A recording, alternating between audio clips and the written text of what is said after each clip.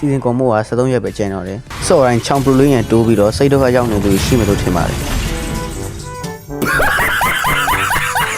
အဲ့လိုမျိုးပွဲတိုင်း game ရှုံးပြီးလောင်နေရတဲ့သူတွေဆိုရင်တော့ဒီ video ကတော့ brother တို့အတွက်ပဲဖြစ်ပါတယ်ဒီ video မှာကျွန်တော် public က player ဆုပ်တွေကိုကိလို့ကောင်းတဲ့ ESP လိန်နာ9កောင်ပြောပြမှာဖြစ်ပါတယ်အားကြောင့်မလို့ဒီ video က brother တို့အကျိုးရှိမယ်လို့ထင်တဲ့အတွက်ကြောင့်မအဆုံးထိကြည့်ဖို့တောင်းဆိုနေပါတယ်အခုစလိုက်အောင်အမှောင်ဆုံး hero ကတော့လက်ပူးဖြစ်ပါတယ်လက်ပူးစိတ် hero တော်တော်လေးကို balance ဖြစ်ပါတယ် T5 battery မှာ CC immune လည်းပါတယ် stand skill လည်းပါတယ် spell van လည်းပါပါတယ် damage reduction တွေလည်းပါပါတယ်လက်ပူးမှာမပါတာဆိုတော့ဘောင်းမိပဲရှိပါတယ်လက်ပူးနဲ့ဘောက T5 battery မှာအထူးဆုံး ultimate ဖွင့်ပြီးတော့ scale 2များများထိအောင်သုံးဖို့အရေးကြီးပါတယ် scale 2များများထိလေ damage reduction ကပိုများလေဖြစ်ပါတယ်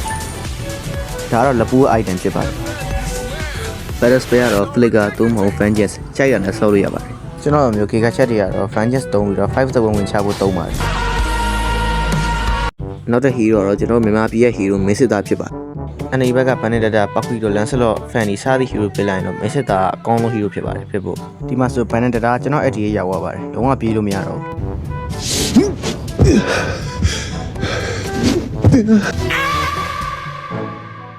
ကွန်ဘိုဖန်တာကို T5 battle ပေါ်ကောင်းပါတယ် damage item တွေပဲရွေးဆော့ရတာဖြစ်တဲ့ကြောင့်မလို့တစ်ခါလေ Massman Mage တို့ damage တွေကိုထိရင်တန်းသိပါတယ်ဒါကြောင့်မလို့ battle စတဲ့ခါကျရင် time မှန်မှန်နဲ့စဖို့အရေးကြီးပါတယ်အခုဟာတော့ Mage တာ item နဲ့ emblem ဖြစ်ပါတယ်အပေါ် item ပေးရတော့ full damage ဆော့ခြင်းသုံးလို့ရပါတယ်အောက်ကပေးရတော့ damage လည်းပါပြီးတော့ tanky လည်းဖြစ်ခြင်းတော့အောက်ကပေးလို့သုံးပါ battle spell ကတော့ flicker သို့မဟုတ် inspire ကြိုက်ရတဲ့ဆော့ပါနောက်တစ် hero တော့ alpha ဖြစ်ပါတယ် alpha ကလည်း defense မှာတွေးတဲ့ Jenny ဆင်းရခဲ့တဲ့ fighter တောက်ဖြစ်ပါတယ် alpha မှာထူးခြားပြောကြမှာမရှိပါဘူးဆော့ရတယ်ရန်လွယ်တဲ့အတွက်ကြောင့်မလို့ဦးကြတော့ alpha skill က enemy များများကိုထိအောင်သုံးနိုင်မယ်ဆိုရင်တွေးရန်တိုက်ပြီးထိန်းရတော့ခါတဲ့ hero ဖြစ်ပါတယ်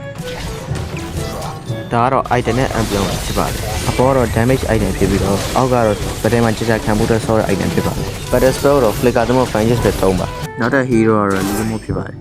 Lumo လည်း5-7ဝင်ချတယ်ဒီမှာတော်တော်အဆင်ပြေပါတယ်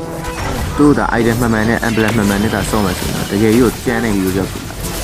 Ali game မှာ Lumo wise 20ဆောင်းပြီးမှ battle စားဖို့အကျဉ်းပြပါတယ်ဒါတော့ item နဲ့ emblem ဖြစ်ပြီးတော့ battle spell တော့ flicker ပဲသုံးပါနောက်ဆုံး hero တော့ Monto ရဲ့ Apegan hero တွေဖြစ်တဲ့ Phobius ဖြစ်ပါတယ် Phobius ကမာရမှာအမြဲရှိပြီးတော့ဆော့တာအရင်ခက်တဲ့တော့မပါပါဘူးသူ့ရဲ့ skill တွေက timing လိုက်စနစ်တကျသုံးတတ်မယ်ဆိုရင်လုံးဝထိန်းလို့မရအောင်ကျန်းတဲ့ hero တစ်ကောင်ဖြစ်ပါတယ် Phobius ကိုတော့ battle မှာကြာခံမှုတော့ War X နဲ့ tank item တွေသာသွားဖို့ပြောချင်ပါတယ်ဒါကတော့ကျွန်တော်သုံးနေကြ Phobius ရဲ့ item နဲ့ emblem ဖြစ်ပါတယ် battle spell တော့ flicker သို့မဟုတ် vengeance နဲ့ဆော်ရရပါတယ်ကျွန်တော်ဗီဒီယိုက brother တို့အတွက်အကျိုးဖြစ်စေရဆိုရင်ကျွန်တော် channel ကို like and subscribe လုပ်ပြီးကူညီပေးလို့ရပါတယ်ကျွန်တော် subscriber 1000ပြည့်ရင်လည်း share like တဲ့ဒီ giveaway ပေးမှာဖြစ်ပါတယ်ကျွန်တော်ကတော့ Bruno ပါအားလုံးကျေးဇူးတင်ပါတယ် peace out